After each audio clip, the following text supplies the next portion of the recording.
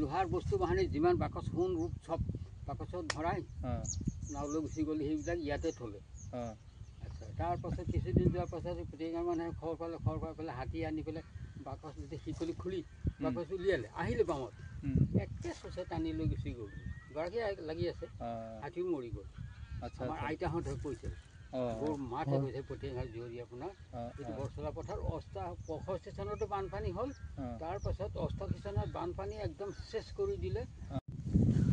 নমস্কাৰ বন্ধুসকল, এটা নতুন ভিডিঅ'লৈ আপোনালোকক আদৰণি জনাইছোঁ। আজি দেওবাৰ যিহেতু আমি অলপ চৰাই চাবলৈ আহিছোঁ, কিন্তু অৱশ্যে মোতকৈ আগত ৰাতিপুৱা 6টা বজাতে বুদ্ধদা আহি পেলাই ইয়াত ট্ৰেইন এটা পাতি আছেহি। তাকে তেওঁক লক্ষিলোঁ বুলি তেওঁ চৰাই চাই আছে। আমি যাওঁচোন কিনিও দেখোঁ আকৌ চাব লাগিব ওচৰত একেবাৰে দিনটোৰ কাৰণে ওলাই আহিছোঁ আৰু অৱশ্যে মই অহা দেৰি হ'ল যদিও আজি সন্ধিয়ালৈকে থাকিম আৰু ইয়াত এটা কি দেখা পোৱা যায়।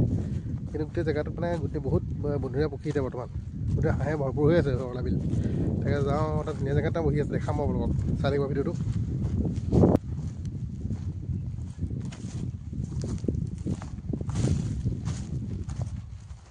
ভাল লাগে এনেকুৱা কামবোৰ কৰি, কিন্তু মানে সদায় দৈনন্দিন একে সময় কাম কৰি থকাত কেনেকৈ মাজতে আহি পেলাই ৰিলেক্স হ'ব পৰা যায়।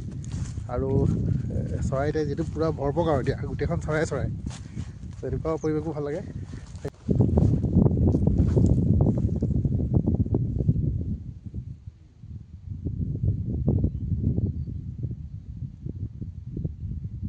লৰিয়ল টাইপটো চৰাই এটা আছে।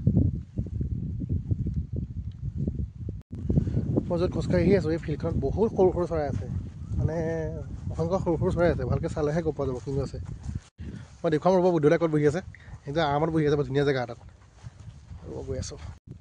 গোটেইখন হ'ব মহৰ খোজ মহ যোৱা ধন্যবাদ।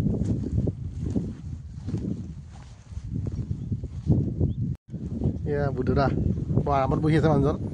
ৰাতিপুৱা আহি পেলাই মানুহজন মানে যথেষ্ট চৰাই চিৰিকটি চাই বহিছে। হয় বিভিন্ন চৰাই ঘূৰি ফুৰিছে দেই। আৰু আপুনি বৰ ধুনীয়া জেগাত বহি আছে, কিন্তু সেইটো ভিডিঅ'ত ওলাবই আজি আপুনি চাওক। মদ ভাং নোখোৱা মানুহ এইটোৱে বেষ্ট নিচা। এজন বহি আছে ৰাতিপুৱাই আহি পেলাই।